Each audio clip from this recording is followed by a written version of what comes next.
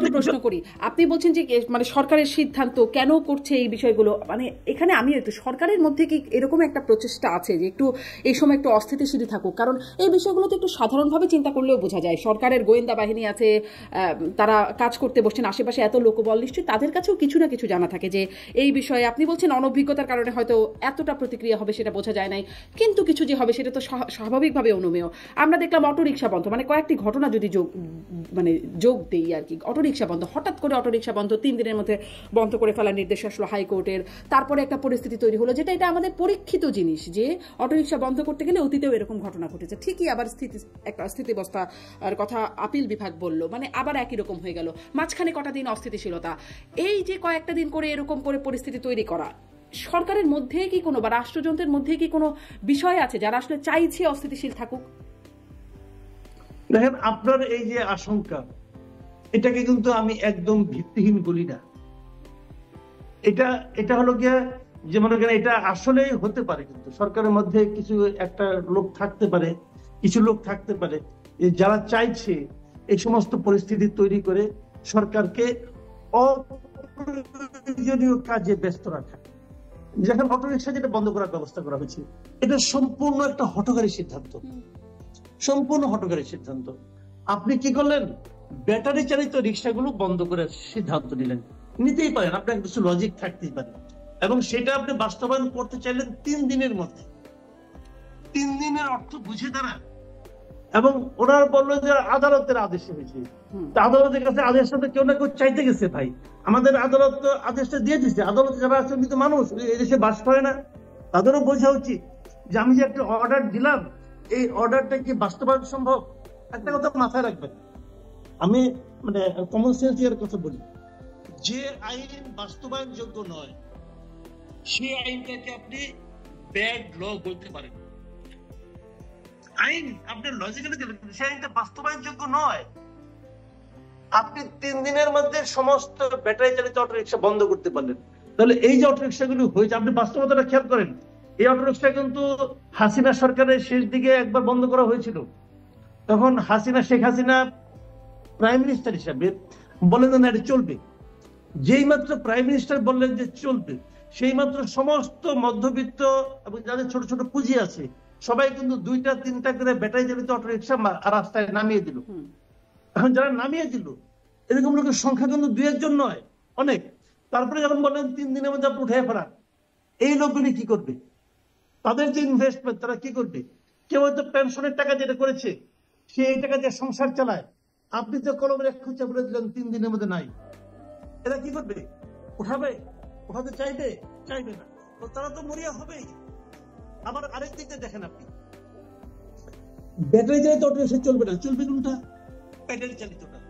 Pedal কে মারবে? একজন মানুষ মারবে।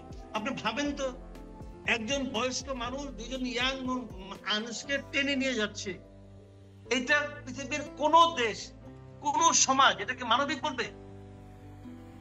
অমানবিকতা তো ওইটা, প্যাডেল চালিতটা। বরং যদি আপনি বলতেন যে প্যাডেল চালিত কোনো রিক্সা চলবে না, সব রিক্সায় ব্যাটারি চালিত হবে, তাহলে আমি বুঝতে পারতাম যে আপনি প্রযুক্তির সঙ্গে আছেন। তাও তো আপনি করছেন না, উল্টোটা করছেন। আবার কি করছেন? আপনি অজুহাত দিচ্ছেন যে ব্যাটারি চালিত গুলো বেশি জোরে চলে, স্পিড বেশি হয়, সামনের ব্রেক আছে পেছনের ব্রেক নাই। ভাই সিম্পল তো, প্রবলেম হলো 2টা, একটা স্পিড বেশি আর পেছনে ব্রেক নাই। তো পেছনে ব্রেক লাগিয়ে দেন, স্পিড কমাই দেন। স্পিড কমানো খুব সহজ, যে ব্যাটারিতে চলে ওই ব্যাটারির পাওয়ারটা কমে দিলেই হয়। এটা কঠিন কোনো কাজ না রে ভাই। আপনি কঠিন কাজ আপনি সহজ কাজ বাদ দিয়ে আপনি কঠিন কাজে গেছেন। আরেকটা সমস্যা আমি বলি, রাস্তায় ভিড় বেশি হয়, হোক, আপনি ভিড় কমাবেন কিভাবে? প্যাডেল চালিত রিক্সা বাংলাদেশে ঢাকা শহরে কতগুলি আছে, এটা বাংলাদেশ গভর্নমেন্টের কেউ বলতে পারবে? আপনার এই ঢাকা জেলা সিটি কর্পোরেশন আছে, সিটি কর্পোরেশনের কাছে পুরো হিসাব আছে? হিসাব নাই। এগুলি কারা রেজিস্ট্রেশন দেয় কেউ জানে না। একসময় তো রেজিস্ট্রেশন ছিল, সেই রেজিস্ট্রেশন এখন কোথায় গেল? কেন রেজিস্ট্রেশন দিচ্ছেন না আপনি? রেজিস্ট্রেশন দিলে তো সরকারের কাছে ইনকামও হয়, ইনকামটা করেন আপনি। আপনি বলতে পারতেন যে ব্যাটারি চালিত রিক্সা চলবে, কিন্তু প্রত্যেকটা রিক্সাকে একটা সিস্টেমের মধ্যে আসতে হবে, স্পিড বাড়ানো যাবে না, পেছনে ব্রেক থাকতে হবে, এবং সেটাকে সিটি কর্পোরেশনে রেজিস্ট্রেশন করতে হবে। প্রতি বছর তোমাকে একটা ফি দিতে হবে। আপনি সিস্টেমে নিয়ে আসেন, আপনি সিস্টেম ক্রিয়েট করতে পারেন না, আপনার ওই ক্ষমতা নাই। আপনি আসছেন অর্ডার দিতে, এবং এমন অর্ডার যে অর্ডার মানা সম্ভব না। ভাই এটাকে বলা হয়ে থাকে তুগলকি কাণ্ড। মোহাম্মদ বিন তুগলক নামে এই ভূখণ্ডে একজন রাজা ছিল, সে এইগুলি করত। যে কাজ থেকে বাস্তবায়ন করা সম্ভব না সে অর্ডার দিত, সবাই মিলে হইচইকে নামতো, আবার দুদিন পরে ব্যাক করতো। আমাদের এখানে এটা হয়েছে, থামে নাই কিন্তু 3 দিনের কথা বলছিলেন, পরে বাস্তবায়ন করতে না পারে পরে 1 মাস বাড়াইছিলেন সময়, থামান নাই কিন্তু সরকার। কিন্তু 3 দিনের কথাতেই আরেকটা 3 দিনের কথা মনে পড়লো জনাব মাসুদ কামাল। 3 দিনের কথাতেই আরেকটা 3 দিন। হাইকোর্ট এখন আবার ইসকনকে নিষিদ্ধ করার ব্যাপারে, মানে হাইকোর্টে যে রিট হয়েছে ইসকনের বিষয়ে সরকারের সিদ্ধান্ত জানাতেও 3 দিনের মধ্যে জানতে চেয়েছে সরকারের সিদ্ধান্ত। মানে এখানেও কি একটু কিছু বলবেন যে ইসকন নিষিদ্ধের এই দাবি বা ইসকন সম্পর্কে মতামত 3 দিনের মধ্যে সরকারকে জানিয়ে দিতে হবে? দেখেন, ইসকন একটা ইন্টারন্যাশনাল অর্গানাইজেশন, ইসকনকে নিষিদ্ধ করা অত সহজ না, এই জিনিসটা বুঝতে হবে। ইসকনের ভিত্তি এত দুর্বল না যে আপনি ফু দিলেন আর হুড়গুড়কে ভেঙে গেল। আপনি আপনার দেশে করতে পারবেন, কিন্তু তার যে আফটার ইফেক্ট হবে সেটাও মাথায় রাখতে হবে। আপনি ইসকনকে নিয়ন্ত্রণের মধ্যে নিয়ে আসেন, আপনার যদি ইসকনের কিছু কিছু কাজ পছন্দ না হয় আপনি সেগুলিকে নিয়ন্ত্রণের মধ্যে নিয়ে আসেন, বলেন এই কাজগুলো তোমরা করতে পারবে না। কিন্তু আপনি নিষিদ্ধ চাইলে হয়তো আপনার ভূখণ্ডে করতে পারবেন, কিন্তু তার আফটার ইফেক্ট খুব ভালো হবে না। আপনাকে সারা দুনিয়ার সঙ্গে ম্যানেজ করেই চলতে হবে।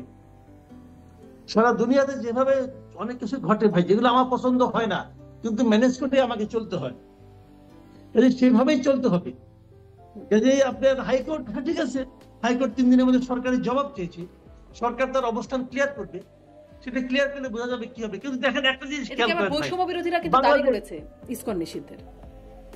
হ্যাঁ, দাবি করো, কেউ দাবি তো করতেই পারে কোর্টের কাছে, কিন্তু একটা কথা আপনি খেয়াল করেন, দেখেন আমাদের দেশের টোটাল ডেমোক্রেটিক যে আপনার প্রসেস যেটা এখন শুরু হয়েছে আমি বলি, তার জন্য ইসকন কোনো ফ্যাক্টর ভাই?